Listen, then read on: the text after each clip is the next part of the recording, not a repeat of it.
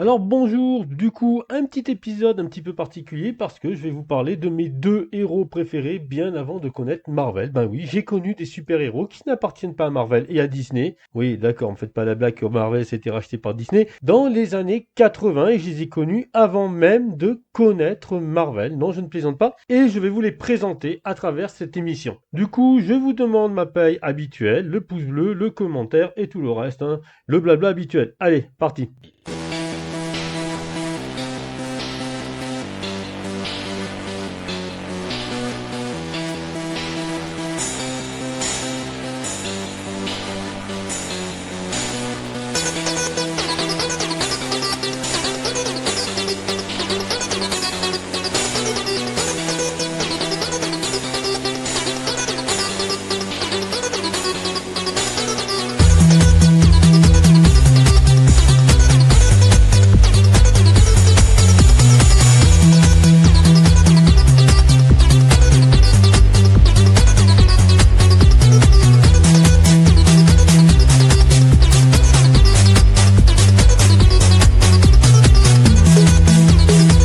Alors, il faut bien comprendre que Disney a toujours ou est toujours un petit peu sorti, on va dire, de ses limites. Ben oui, ils ont fait des films qui sont sortis de leurs limites ou qui n'avaient aucun rapport. En fait, c'était l'un de leurs trucs à succès. C'était en fait, ils ont toujours tâté à gauche et à droite. Et ils avaient une série de super-héros. Ils ont même eu des feuilletons de mystère, d'enlèvement. Dans Disney, il y avait beaucoup à piocher. Et quand on était abonné au journal de Disney quand on était enfant, il y avait deux super-héros qui revenaient justement régulièrement et on était fan d'eux. Alors, le premier d'entre eux était Mandrake le magicien. Il a donc été créé en 1934 aux États-Unis par Lee Falk et publié par le magazine donc King Feature Syndicate. Oui, je sais, c'est un accent anglais totalement de merde. En gros, si vous préférez, c'est le même magazine qui a publié Popeye ou Blondie. Bon, si vous connaissez pas Popeye, moi je peux plus rien faire, hein.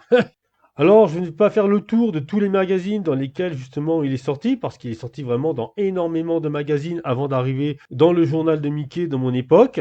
Mais pour les collectionneurs, sachez que justement en 1934 jusqu'en 1940, il y a 4 tomes qui sont sortis au complet de ces aventures. Et franchement, si vous les retrouvez dans les armoires de vos grands-parents, mettez-les bien de côté parce que ça vaut vraiment de la thune, hein. Mais bon, on va revenir plutôt à la bande dessinée, à l'histoire et aux 3 personnages, parce que ces bandes dessinées, vous pouvez encore les retrouver facilement parce qu'il y a quand même de la réédition. Alors Mandrake, bon, vous l'avez compris, pour Mandragore ressemble à un magicien. Il est du coup en costume d'époque de musical, donc costard, cravate, haute forme, une bonne cape. Et en fait, c'est un hypnotiseur. Son pouvoir principal, c'est d'hypnotiser ses adversaires et c'est de leur faire avouer leurs crimes, de leur dire ce qu'ils ont fait de mal, etc., etc., etc. Alors Mandrake est toujours accompagné de deux justement amis, donc Lothar. Alors Lothar est un noble africain qui a préféré renoncer au pouvoir en Afrique pour accompagner son ami Mandrake. Alors petite parenthèse, hein, bon, Lothar est donc le grand noir, baraqué, chauve, super costaud, avec la peau de tigre sur le dos. Oui, c'est très imagé. Alors ce qu'il faut savoir, c'est qu'il y a eu deux versions. Avant 1964, donc avant que la bande dessinée soit reprise, Lothar était le serviteur de Mandrake. Après 1964, Lothar est devenu le meilleur ami de Mandrake. Je pense que s'il y a une nouvelle réédition en 2020, on va encore changer son statut.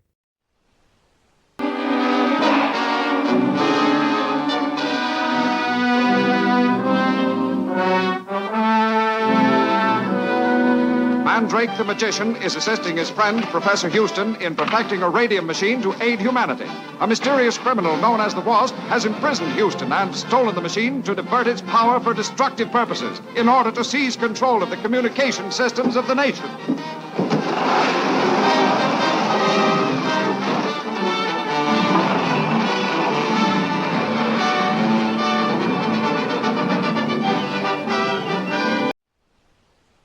Et ce qu'il fallait savoir, c'était que justement aussi Mandrake était suivi d'une femme qui était aussi en sa compagne. Alors Cocorico, il se mariera avec elle en 1998. Oui, parce que la série a continué bien après. On reviendra sur ça plus tard. Alors sa femme s'appelle Narda et en fait c'est une noble qui vient du pays, excusez-moi, je vais très mal le prononcer et ça va en faire rire beaucoup. Donc c'est une noble qui vient du pays Coquaigne. Coq cocaine. Voilà. Putain, la première fois que j'ai lu ce truc, j'ai marqué cocaïne. Mais bon, passons. Alors, ce qu'il faut savoir, c'est que Mandrake était l'un de mes personnages préférés quand je lisais justement le journal de Mickey. Alors, c'était la période 1980-1990. C'était l'un de mes personnages préférés parce qu'en fait, c'était son pouvoir hypnotiser les gens.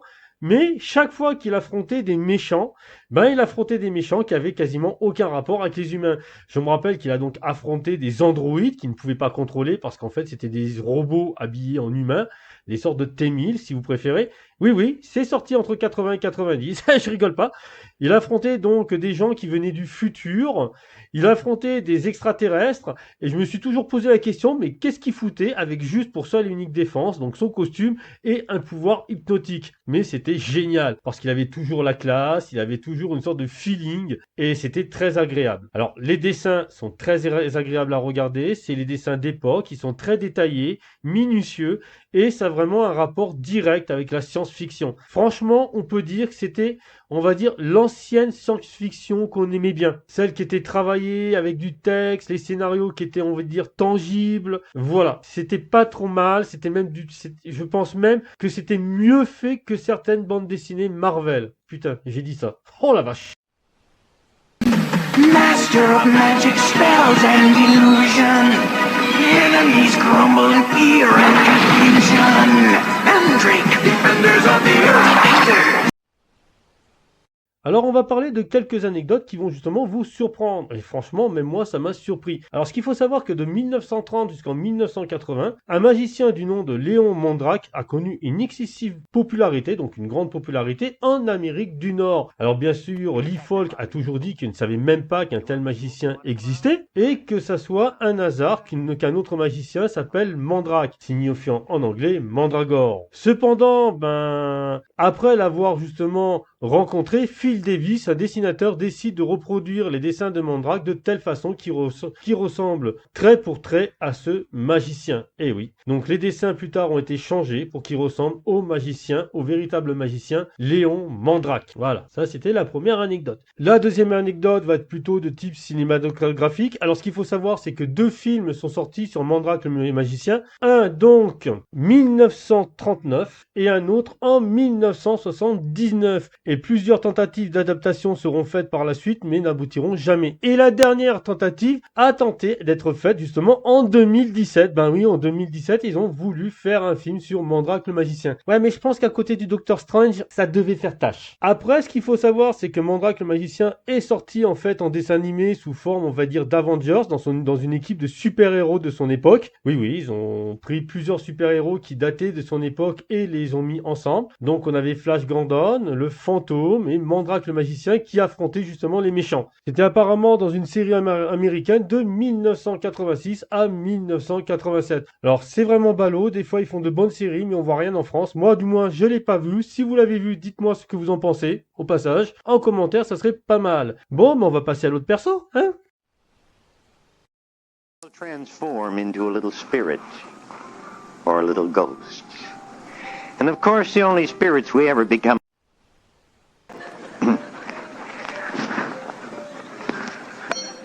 yes. You have to keep the cork in the bottle. The spirit. Alors, notre prochain héros est beaucoup plus jeune que Mandrake, parce qu'en fait, il a vu le jour dans le journal de Mickey en 1987. Oui, oui, c'est un petit genou. Et puis, plus tard, passera d'édition en d'autres boîtes d'édition. On va donc rendre quand même hommage à son scénariste et à son dessinateur, qui n'est rien d'autre que François Cortegiani et Jean-Yves Milton.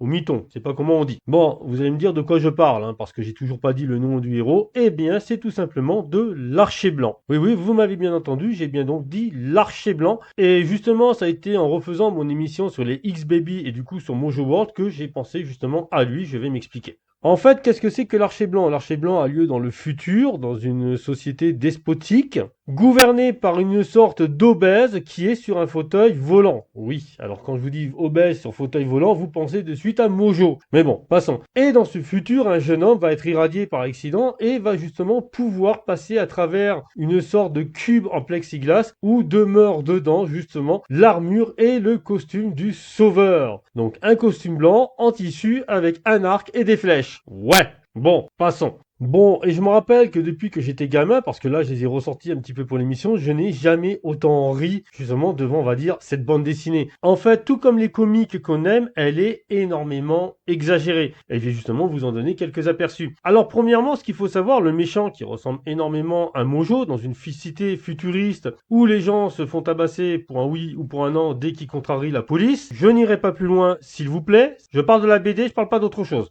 Il y a donc une sorte de cercueil en verre indestructible dans lequel est renfermé le costume du sauveur. Ça veut dire un costume en tissu avec un arc et des flèches. Et n'importe quel tyran ne serait pas assez stupide pour garder justement un cercueil contenant, on va dire, sa perte. Non, non, tu ne gardes pas un symbole de révolution dans ta société. Même si l'on va dire que le cercueil en verre est totalement indestructible, bah tu l'enterres, tu le mets dans un bloc de béton, tu construis un immeuble dessus, mais tu le gardes pas de telle façon à motiver les gens à se dire ah ben un jour on va pouvoir se révolter contre le tyran en chef. Après, deuxièmement, ça a été le jeune héros, une fois qu'il a été irradié, il a pu justement traverser sur cercueil en verre pour récupérer l'arc et les flèches. Bon, une fois de plus, je ne critique pas, hein, Marvel nous a fait pire que ça. Simplement un gars qui est muni d'arc, de flèches, qui à la base aurait pu tourner dans Big Bang Theory et qui se retrouve à faire de la compétition avec Spider-Man, affronte des tonnes de policiers, de chars d'assaut et d'hélicoptères avec pour seule et unique arme des flèches. Voilà. Et personne, justement, le remarque, hein, dans toute bande dessinée, personne ne sait que c'est lui, et il va aller de droite à gauche dans son aventure. Mais que nenni, je vous rassure, je ne critique point, justement, l'Archer Blanc,